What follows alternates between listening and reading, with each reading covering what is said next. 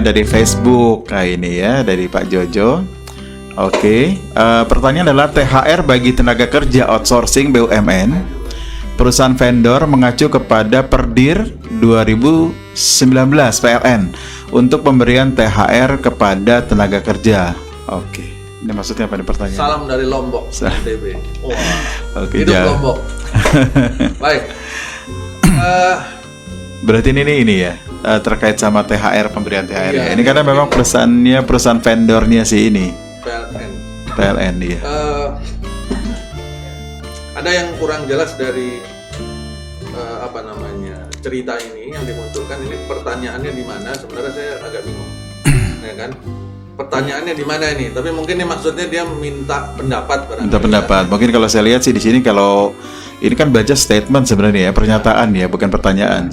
Oke, mungkin maksudnya minta opini, minta pendapat. Yeah. Baik.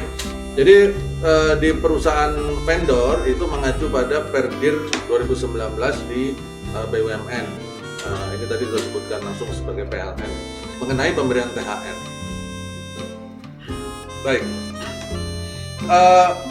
Hal pertama harus kita pahami, perusahaan vendor yang disebutkan di sini adalah alidayanya dari BUMN tersebut. Itu kan memiliki badan hukum sendiri. Yeah. Ya, memiliki badan hukum sendiri, tunduk kepada hukum yang ada di Indonesia, sama seperti perusahaan BUMN itu.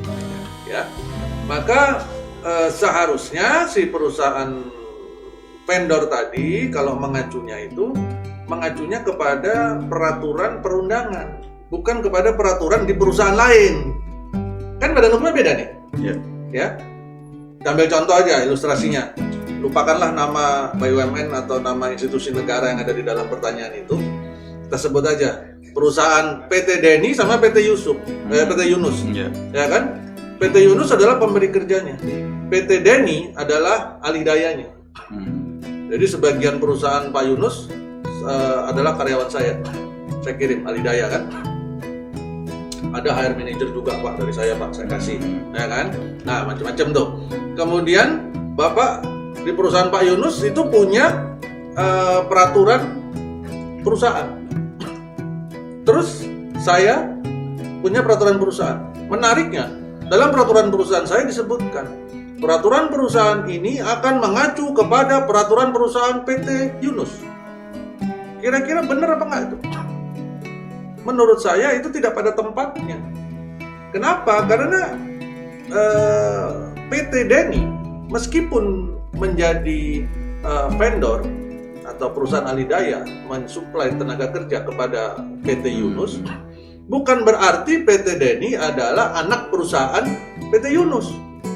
Bukan berarti PT Deni adalah bawahannya PT Yunus. Enggak. Bukan di bawah badan hukumnya. Ya? Tidak. Yeah. PT Deni tetap berdiri sendiri, kedudukannya sama dan seimbang di mata hukum dengan PT Yunus.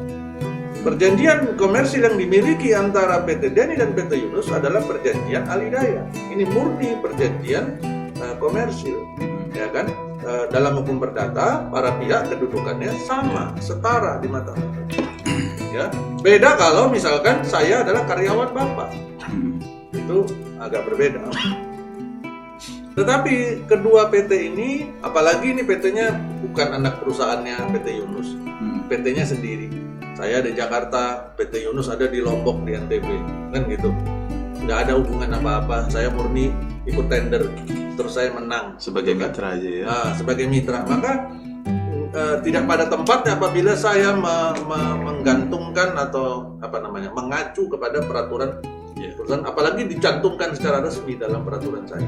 Nah itu yang keliru menurut saya. Seharusnya yang saya lakukan, apalagi aturan tentang THR ini sudah diatur dalam peraturan perundangan. Ada peraturan perundangannya yang terakhir kemarin 2021 seingat saya ya, Permenaker apa Kemenaker itu tentang THR. Dan di Undang-Undang 13 dan UUCK juga sudah diatur tentang THR. Udah jelas aturannya, kapan pembayarannya, nilainya berapa dan sebagainya, itu sudah ada jelas semua. Jadi hak dan kewajibannya kan selalu sudah jelas. Ya. Jadi referensinya ke sana. Apakah undang-undang atau Kemenaker itu lebih rendah daripada peraturan direksi 2019 yang dimiliki oleh BUMN itu? Tidak. Justru peraturan direksi itu jauh lebih rendah daripada pemerintah daripada keputusan menteri atau undang-undangnya. Maka cuman kita juga tidak tahu isinya perdir itu apa. Ya. Kalau misalkan isinya perdir yang disebutkan di sini itu isinya misalkan kalau THR kan 1 bulan upah. Dalam perdir disebutkan dibayar 10 bulan upah misalnya. Ya nggak apa-apa. Karena hitungannya menjadi lex spesialis.